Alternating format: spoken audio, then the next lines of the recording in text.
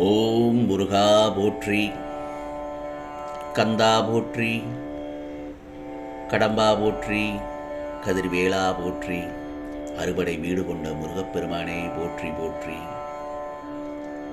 என் செல்லமே, இன்று செவ்வாயில் நீ போராடி கொண்டிருக்கும் பிரச்சனை முடியும். இந்த திருச்செந்தூர் முருகனை நம்பினால் மட்டும் கேள், இது உனக்கான பதிவுதான். முருகனுக்கு அரோகரா, கந்தனுக்கு அரோகரா, கதிர்வேளா, முருகா, கந்தா, கடம்பா என்று என்னை மனதார நினைத்து கொண்டு முருகா சரணம், முருகா சரணம் என்று 3 முறை பதிவு செய்துவிட்டு இதோ உனக்கான பல நல்லதொரு செய்தியை சொல்ல வந்திருக்கிறேன். சந்தோஷம்தானே என் செல்லமே? இந்த நல்லதொரு விடியலில் உனக்கான பதிவுதான் இது. ஆம் என் செல்லமே, உன்னை காக்கும் இந்த முருகப்பெருமான் நான் தான். உன்னை கரை சேர்க்கும் முருகப்பெருமானும் நான் தான்.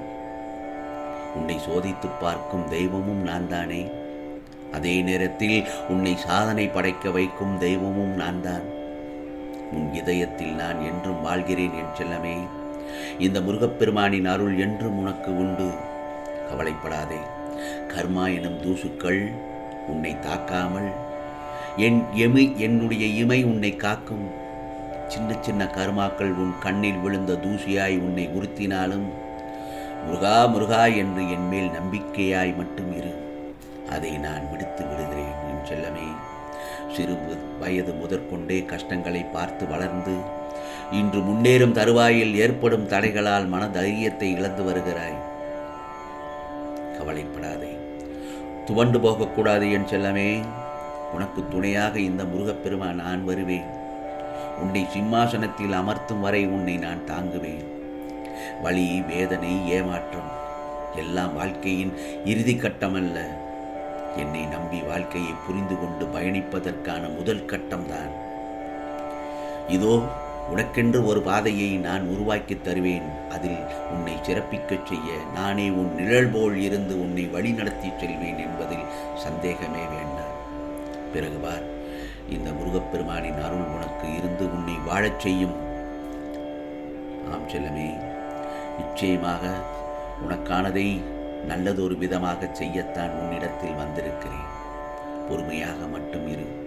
அதற்கு பரிசாக நீ அனுபவித்த சோதனைகளை விட பல மடங்கு சிறப்பான ஒன்றை நான் உனக்கு கொடுப்பதற்காகத்தான் இந்த செவ்வாய்க்கிழமையில் உன்னை தேடி வந்திருக்கிறேன் என் செல்லமே. உன் மனதுக்கு நிம்மதியை தரும் மாற்றங்கள் தான் உன் வாழ்வில் இப்போது நடக்கின்றன. விரைவில் உன் மனம் எதிர்பார்த்த அந்த நிம்மதியான வாழ்வை நீ வாழப்போகிறாய் என்பதில் சந்தேகமே இல்லை. இல்லத்தில் உள்ள பிரச்சனைகள் முடிவுக்கு வரும்.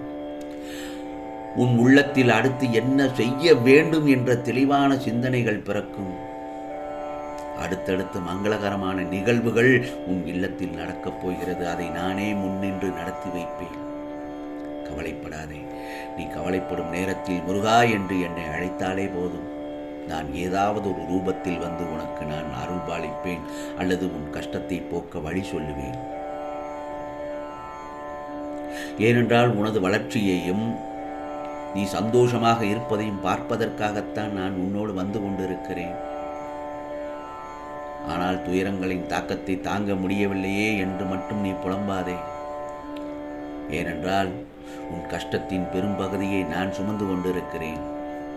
கவலைப்படாதே. உன் ஆரோக்கிய குறைபாடுகள் சரியாகும். கடன் பிரச்சனை சரியாகும். நோய் நொடியில் இருந்து விடுதலை அடையப் போகிறாய். உறவுகளுடன் இணைந்து இருப்பாய். உன்னுடைய பயணத்தில் துணையாக நான் இருப்பேன். கவலைப்படாதே.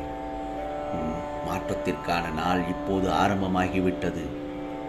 இனி வாழ்க்கை வேறு கோணத்தில் பயணிக்கும். நன்மைகள் நிறைய நடக்கும் என் செல்லமே. ஆனால் நம்பிக்கையை மட்டும் ஒருபோதும் இழக்காதே என்று நான் உன்னிடத்தில் பலமுறை சொல்லியிருக்கிறேன். எல்லாம் நன்மைக்கே. தடங்களுக்கு என்றும் வருந்தாதே. அதில் ஏதாவது ஒரு நன்மை இருக்கும் என்ற நம்பிக்கையோடு செயல்படும். நிச்சயமாக இந்த நிலை நல்லதொரு விரைவில் மாற்றம் ஏற்படும். நல்லதொரு நிகழ்வினை நடத்தி நல்லதொரு மாற்றத்தை ஏற்படுத்துவேன் இந்த முருகப்பெருமான். உன் எதிரிகள் உனக்கு எதிராக எடுத்து வைக்கும் ஒவ்வொரு அடியும் அவர்களது புண்ணியத்தை குறைத்து உனது புண்ணியத்தை அதிகரிக்கும். புரிகிறதா? நான் உனக்காக இருக்கும்போது, உன்னையே நான் நினைத்து கொண்டிருக்கும் போது நீ ஏன் கவலைப்படுகிறாய்? ஏனென்றால் கடைசியில் நீயும் தான் ஜெயிக்கப் போகிறாய்.